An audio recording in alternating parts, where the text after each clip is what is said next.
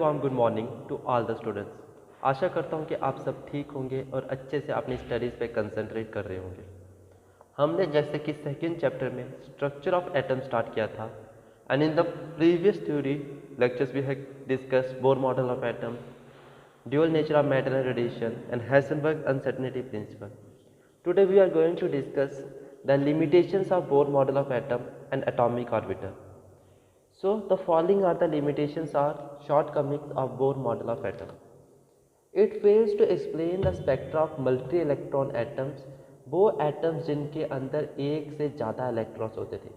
Bohr model ने सिर्फ और सिर्फ हाइड्रोजन के स्पेक्ट्रा को एक्सप्लेन किया था, वो दूसरे एटम्स के स्पेक्ट्रा को एक्सप्लेन नहीं कर पाया था. Second, according to Bohr, the circular orbits of the electron are planar. पर ये सच नहीं है क्योंकि electrons move around the nucleus in three dimensional space. Third, it fails to explain the cause of chemical combination and shape of the molecules arising out of it. Bore ने ये नहीं बताया क्यों एटम्स कंबाइन करके molecules बनाते हैं और उनकी कोई शेप होती है. फोर्थ, ये एक बहुत बड़ा ड्रॉबैक था बोर मॉडल का कि it assumes a definite knowledge about the position and momentum of the electron at a time. Bohr ने क्या कहा कि पोजीशन और मोमेंटम दोनों इलेक्ट्रॉन के इंटीग्रल होंगे, लेकिन हाइजेनबर्ग अनसर्टेनिटी प्रिंसिपल कहता है कि आप एक समय पे इलेक्ट्रॉन की जहाँ तो पोजीशन निकाल सकते हो चाहे मोमेंटम, लेकिन दोनों नहीं निकाल सकते हो विद एब्सोल्यूट एक्यूरेसी. फिर इसने कोई भी एक्सप्लेनेशन नहीं दी about the relative intensities of the spectral lines.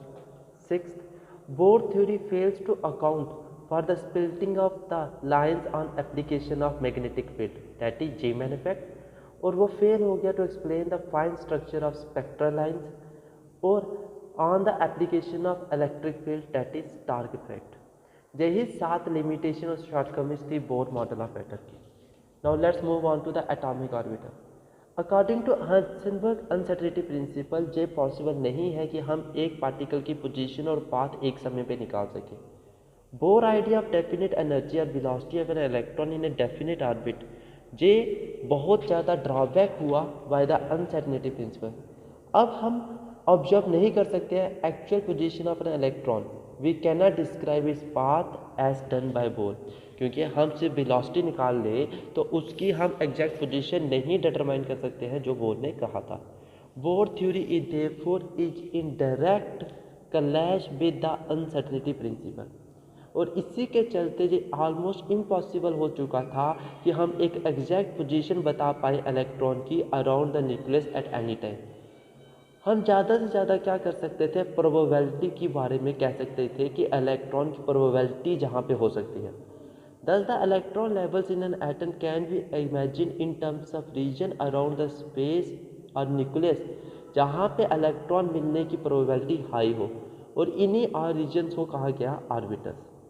An atomic orbital is defined as the 3-dimensional space around the nucleus जहाँ पे इलेक्ट्रॉन मिलने की प्रोबेबिलिटी यानी कि क्षमता मैक्सिमम होती है.